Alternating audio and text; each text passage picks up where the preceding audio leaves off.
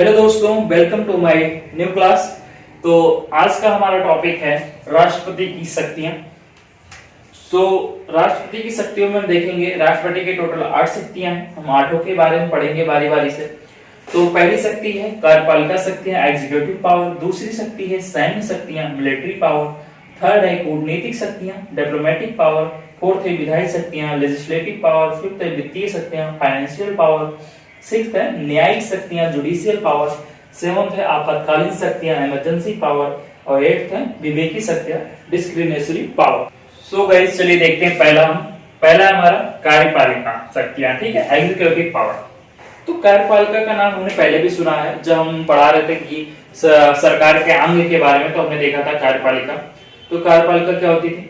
तो 3 अंग कौन कौन से थे? विधायिका थी, कार्यपालिका थी, और थर्ड क्या थी? न्यायपालिका, है ना। तो विधायिका का क्या कार्य था? कानून बनाना। और कार्यपालिका का कानून को लागू करना, है ना। और न्यायपालिका का नीति बनाना। तो कार्यपालिका का क्या वर्ग था? कानून बनाना, नीति बनाना, है ना, ये इसका वर्ग था। तो जो कार्यपालिका शक्तियां हैं, इसका उल्लेख संविधान में किसमें किया गया है? आर्टिकल 53 क्लॉज 1 में किया गया है। इसमें क्या कहा गया है कि जो कार्यपालिका की शक्तियां हैं वो राष्ट्रपति के अंदर निहित होंगी, है ना। संविधान में लिखा गया है कि जो कार्यपालिका शक्तियां हैं वो राष्ट्रपति के अंदर निहित होंगी, जिसका प्रयोग वह स्वयं या अधीनस्थ अधिकारियों के सहमत से या उसके साथ उसके माध्यम से कर सकता है, संविधान के अनुरूप, है ना। तो आर्टिकल 53 क्लोज 1 क्या कहता है कि संघ की कार्यपालिका की जो शक्ति है वो राष्ट्रपति में निहित होगी, और जिसका प्रयोग वो स्वयं या अपने अधीनस्थ अंग, है ना, अधीनस्थ साथियों के माध्यम से संविधान के अनुरूप कर सकेगा।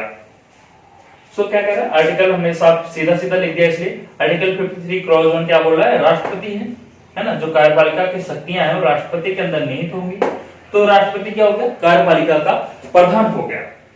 तब यही एक क्वेश्चन आता है कि जो राष्ट्रपति के अधीनस्थ अंग होंगे कौन कौन होंगे, है ना, जिसके माध्यम से वो कार्य करेगा, वो अधीनस्थ अंग इनके कौन कौन से होंगे? तो उसकी चर्चा की गई है आर्टिकल 74 क्लॉज 1 में, है ना। तो आर्टिकल 74 क्लॉज क्या कहता है कि जिसकी मदद से या जिसकी सलाह सहायता से राष्ट्रपति कार्य करेगा वो कौन होगा? मंत्रिपरिषद होगा, है ना। और जो मंत्रिपरिषद का प्रधान होगा वो प्रधानमंत्री होगा।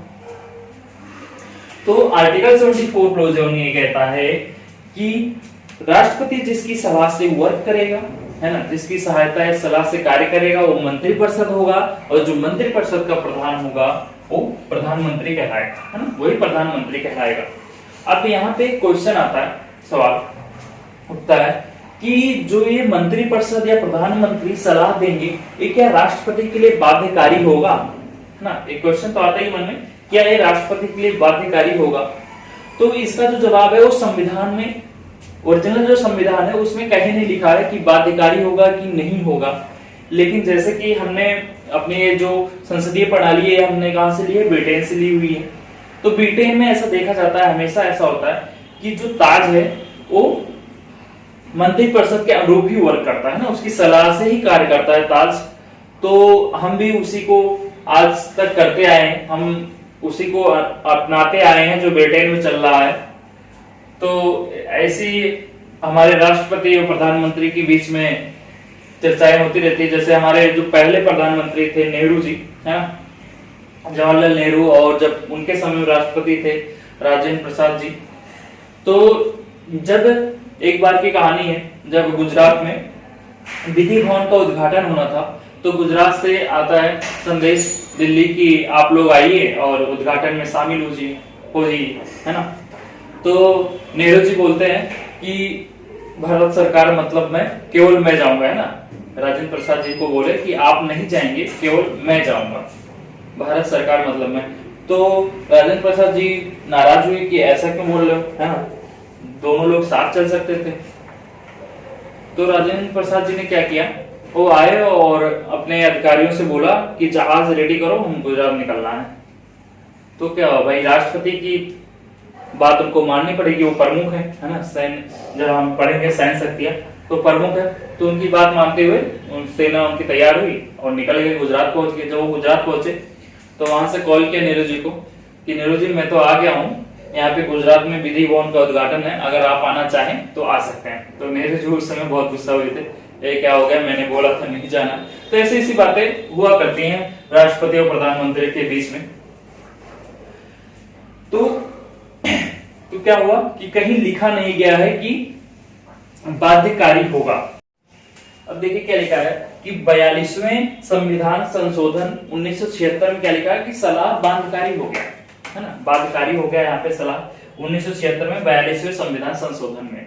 तो ऐसा क्यों हुआ, तो इस पे चलो चर्चा कर लेते हैं। ऐसा क्यों हुआ था कि जब इंदिरा गांधी जी प्रधानमंत्री थी तो उस समय में फखरुद्दीन अली साहब क्या थे, राष्ट्रपति थे। तो 1971 में पाकिस्तान और भारत की लड़ाई हुई थी, जिसमें भारत ने बहुत बुरी तरह से पाकिस्तान को हराया था, है ना। तो उस समय आपातकालीन चल रहा था, लेकिन इंदिरा जी ने क्या बोला उनसे, फखरुद्दीन अली साहब से, कि आप आंतरिक अशांति के लिए, है ना, एक आपातकालीन लागू कर दीजिए देश में। तो फखरुद्दीन साहब ने कहा कि मैडम अभी ऐसा कोई दिख नहीं रहा है कि भारत में आपातकालीन लागू किया जाए। तो इंदिरा जी बहुत नाराज हुई कि मेरी दिल्ली मुझे से मैंने इनको समर्थन देके राष्ट्रपति बनाया, आज मेरी बात मुझे ही ऊपर से सलाह दे रहे हैं। तो इंदिरा जी के समय में ही ये जो 42वें संविधान संशोधन 1976 में हुआ था, इंदिरा जी के समय में हुआ था, तो उन्होंने क्या कह दिया था कि सलाह बाध्यकारी होगा, है ना। उन्हीं के समय में उन्होंने सलाह बाध्यकारी करवा दिया था। तो यहाँ पे क्वेश्चन आता है कि जो सलाह बाध्यकारी हुआ था वो किस सन में हुआ था, है ना।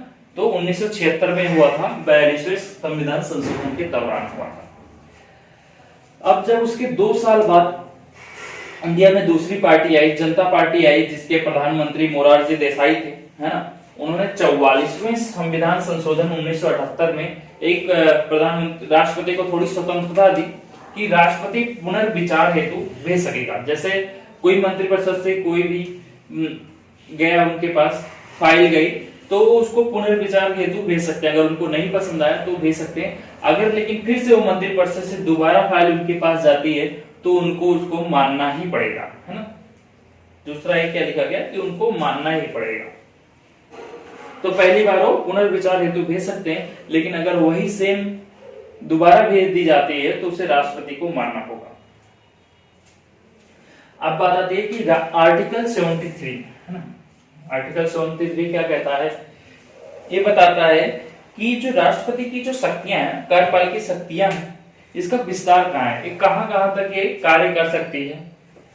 तो इसमें लिखा गया है कि जहां तक संसद को कानून बनाने का अधिकार, तो आर्टिकल 73 ये कहता है कि जहां तक संसद को कानून बनाने का अधिकार है, वहां तक राष्ट्रपति को अपने शक्ति का विस्तार या अपने कार्य करने का विस्तार वो कर सकता है, अपना कार्य कर सकता है, जहां तक संसद को कानून बनाने का अधिकार है। तो क्लियर हो गया होगा, सिंपल से लिखा था। तो आर्टिकल 73 क्या कहता है, 73 हमने क्लियर कर दिया। अब आप देखते हैं आर्टिकल 77 क्या कह रहा है। आर्टिकल 77 है भारत सरकार की कार्यवाही का संचालन, है ना। कि जो भारत सरकार में कार्यवाही होती है वो किसके माध्यम से की जाती है, राष्ट्रपति के माध्यम से की जाती है। जितने भी संचालन होते हैं इंडिया में वो राष्ट्रपति के द्वारा की जाती है।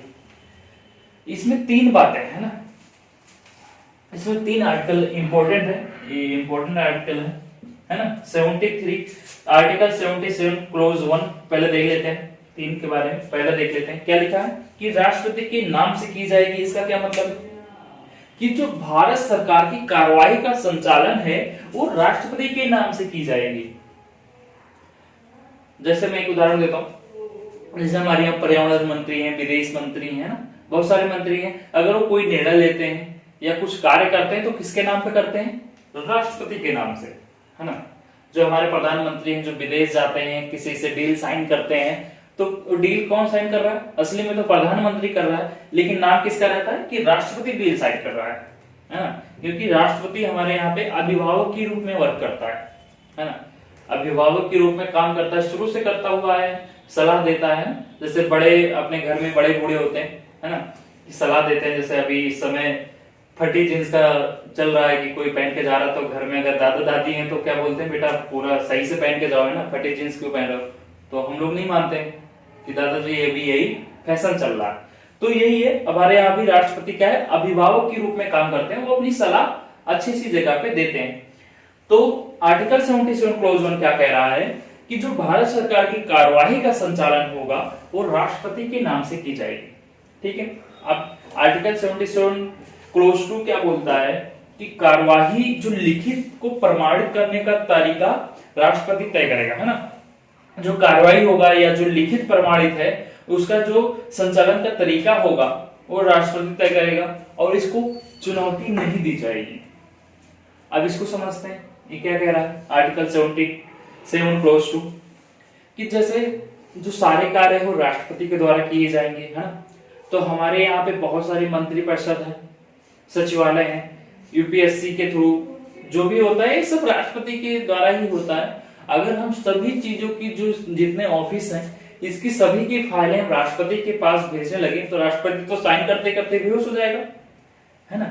तो इसलिए आर्टिकल 77 क्लॉज 2 बनाया गया है कि अगर जो राष्ट्रपति या तो लिखित या तो मौखिक कार्यवाही या प्रमाणित करने का तरीका वो अपने आप तय करेगा, जो भी बना देगा उसे कोई चुनौती नहीं दी जाएगी। जैसे प्रेजेंट टाइम में क्या है कि राष्ट्रपति साइन नहीं करता है ना, उसका एक स्टाम्प बना होता है और जो उसके सचिवालय जो ऑफिस के लोग होते हैं वो स्टाम्प लगा के दे देते हैं और उसको कोई चुनौती नहीं देगा कि इसमें साइन राष्ट्रपति जी का नहीं है, इसमें सिर्फ स्टाम्प लगा, कोई नहीं दे सकता उसकी चुनौती। तो ये 77 क्लॉज 2 कहता है। ठीक है। अब आर्टिकल 77 क्लॉज 3 क्या कहता है कि भारत सरकार की कार्यवाही के सरल संचालन हेतु नियम कौन बनाएगा, राष्ट्रपति बनाएगा।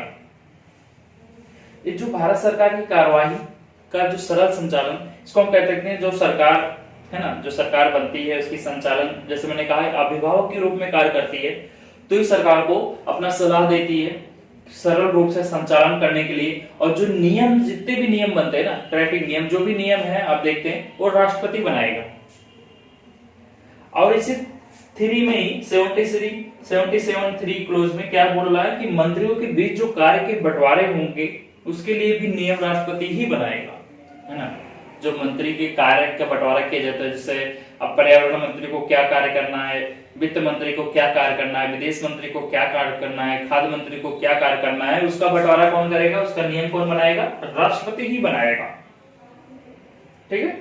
तो ये समझ में, आई होप आपको समझ में आ गया होगा। तो अभी हमने क्या देखा, इससे पहला कार्यपालिका शक्तियां देखा है, एग्जीक्यूटिव पावर राष्ट्रपति की। तो कल हम देखेंगे सैन्य शक्तियां के बारे में और कूटनीति, और हो सके तो विधायी शक्तियां भी कल क्लियर करेंगे, 3 शक्तियों के बारे में, है ना। आई होप आपको ये वीडियो अच्छा लगा होगा। अगर अच्छा लगा हो तो इस वीडियो को लाइक कीजिएगा, शेयर कीजिएगा और चैनल को मेरे सब्सक्राइब कर लीजिए, क्योंकि कल इंपॉर्टेंट चलने वाला है। सैन्य शक्तियां, कूटनीतिक शक्तियां, विधायी शक्तियां, तीनों क्लियर कराएंगे। तो आप इसका एक स्क्रीनशॉट ले सकते हैं, क्योंकि जो मैंने आर्टिकल बताए हैं बहुत इंपॉर्टेंट है। इसी में से यूपीएससी में क्वेश्चन पूछे जाएंगे, इससे बाहर तो नहीं आने वाला है। तो आप इसको स्क्रीनशॉट या लिख के रख सकते हैं, इतना ही लिख देंगे, इतना बहुत है ना कार्यपालिका शक्तियों में। तो थैंक यू गाइस, मिलते हैं कल की वीडियो में।